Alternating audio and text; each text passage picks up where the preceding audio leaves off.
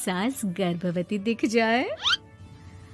देखो मीरा, माँ का पूरा ख्याल रखना है, उनसे अब काम नहीं होता है। क्यों, क्या हो गया है? तुम्हारी माँ तो हट्टी कट्टी दिख रही है, पूरी शादी में घोड़ी की तरह नाची है, अब क्यों काम नहीं होता उनसे? वो माँ प्रेग्नेंट है ना, बच्चा होने वाला है। मैं कभी भी भाई बन जाऊंगा इस साल के अंत तक। क्या बोल रहे हो?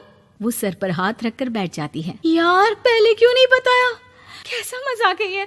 झूठ बोल रहे हो ना? हाँ, झूठ बोल रहे हो ना? तभी ससुर की आवाज आती है। बहू, पानी गरम कर दे, तेरी सास को दवाई देनी है। समय पर दवाई ना दी तो परेशानी हो जाएगी। और हाँ, जरा काजू पीस कर दूध में मिलाकर ले आना। तेरी सास खुद से तो अपनी संभाल करेगी नहीं। हे भगवान, ये मैं क्या सुन रही हूँ? ये ससुर जी को क्या हो गया है? मैं क्या सोच कर आई थी? हाय रे, मैं तो किसी को मुंह भी नहीं दिखा पाऊंगी। अब ये रोना धोना बाद में करना, पहले गर्म पानी कर दो, माँ को दवाई देनी होगी। और हाँ, रात को माँ के पैरों में तेल लगा देना। बहू को गुस्सा आ जाता है। वो बड़बड़ करती किचन में जाती है जहाँ उसका ससुर खड़ा होता है। एक बड़ी जिम्मेदारी है हम सबके सर ऊपर। इस उम्र में माँ बनना खतरे से खाली नहीं होता। हाँ हाँ पता है, तो क्यों बन गई माँ? अरे खतरे से कम नहीं है तो क्या जरूरत थी लल्ला पैदा करने की? कैसी बात कर रही हो बहू? क्या तुम खुश नहीं कि घर में एक नया मेहमान आएगा, छोटे छोटे पैरों से पूरे घर में घूमेगा? पिताजी, ये हाथ जोड़े आपके, आप यहाँ से जाओ। ये शायरी बाद में बताना, अभी मैं पानी गरम करके थर्मस में दे देती हूँ। सारा दिन पिलाते रहो गरम पानी। और हाँ, ये बच्चे की बात बार बार मुझसे कोई नहीं करेगा। बहू का पारा अब चढ़ा ही रहता था। वो काम तो सारा करती, लेकिन किलस किलस कर। मीरा सारे काम से फुर्सत पाकर बैठी होती है कि माँ का फोन आ जाता है। बेटा, बहुत बड़ी जिम्मेदारी है तेरे सर पर, अच्छे से निभाना। ससुराल में हर किसी को खुश रखना वैसे तो मुश्किल है, लेकिन भगवान ही हिम्मत देता है बहू को हर कुछ सहकर सबको खुश रखने की। क्या बड़बड़ किए जा रही हो माँ? जानती भी हो कि यहाँ क्या चल रहा है? मेरी सास, अरे तेरी सास तो देवी है देवी। कितने खुश हो रहे थे सारे तेरी सूरत देख देख कर। पता नहीं जैसे बहू नहीं कोई मन मांगी मुराद मिल गई हो उन लोगों को। अरे बात तो पूरी सुनो। मन मांगी मुराद तो पूरी हुई है। अरे मेरी सास को बच्चा होने वाला है, प्रेग्नेंट है वो। क्या बकवास कर रही है मीरा? ये बात किसी को कहना मत। मुझे तो बता दिया, लेकिन अब अपनी जबान सिल ले। कहाँ है तेरी सास? बात तो करा मेरी। पूछू जरा, पोता पोती खिलाने की उम्र में खुद का बच्चा खिलाने का शौक कहाँ से आ गया? और आया भी तो बताना तो चाहिए था। अब क्या नाक कटाने के लिए हम लोगों से रिश्ता जोड़ा है? रुक, तेरे पापा से बात करती हूँ। मीरा फोन रखकर लेट जाती है। वो एक सपना देखती है कि उसकी गोद में एक बच्चा खेल रहा है। भाभी की गोद में कितना खुश दिख रहा है ना, लग ही नहीं रहा कि भाभी है। मैं तेरे लिए क्या लाया हूँ, सोने की बालियां। तेरी शादी में तो मैं बुढ़ा हो जाऊंगा ना। अरे कैसी बात कर रहा है बेटा, इसकी जिम्मेदारी तो तू ही लेगा। हम लोगों का तो कोई भरोसा नहीं, कब ऊपर वाला उठा ले। बहू को सास को देख देख कर गुस्सा आ रहा था। तभी वहाँ पड़ोसन आ जाती है। अरे बहू, तुझसे तो पूछने से भी डर लगता है कि कब खुशखबरी सुना रही है। अब तो अपनी 1 महीने की ननद की ही जिम्मेदारी संभाल ले, बहुत है। अपने जेवर भी रख देना और पैसे भी जमा करना शुरू कर दे। वो बात आगे बढ़ाती उससे पहले ही बहू जोर से चिल्लाकर उठ जाती है।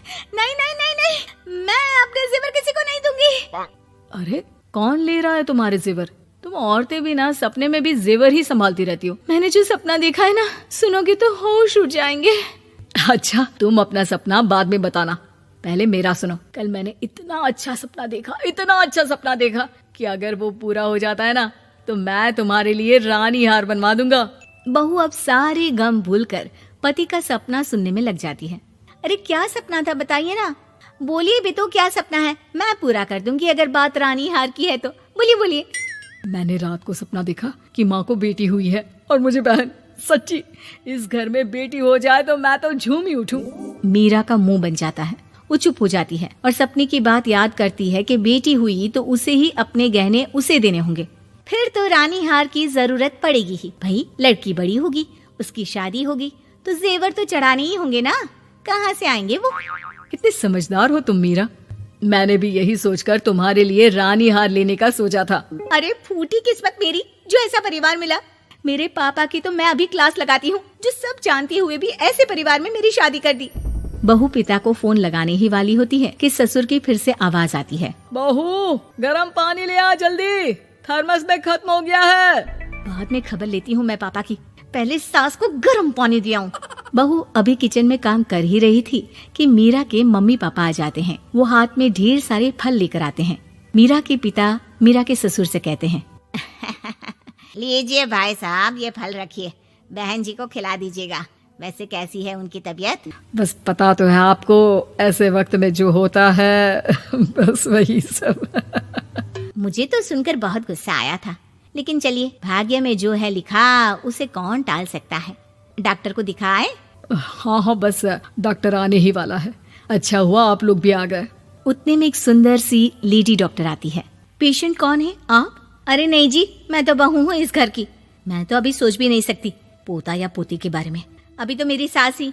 अरे चुप हो जाना, देख तो ले, डॉक्टर है ये, किसी के भी सामने गुस्सा फोड़ देती है। डॉक्टर कमरे में जाती है और थोड़ी देर बाद बाहर आ जाती है। पीछे से सास भी निकल आती है। हे भगवान, इतना दुख तो किसी को भी ना दे जितना मुझे दिया है। देखिए बहन जी, आप लोगों को तो ये सोचना भी नहीं चाहिए था।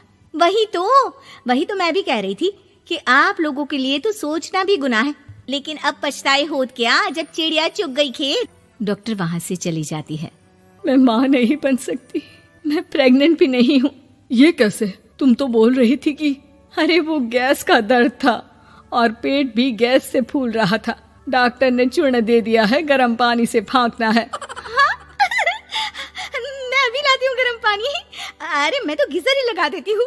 हाय रे, खुशी के मारे पागल ना हो जाओ।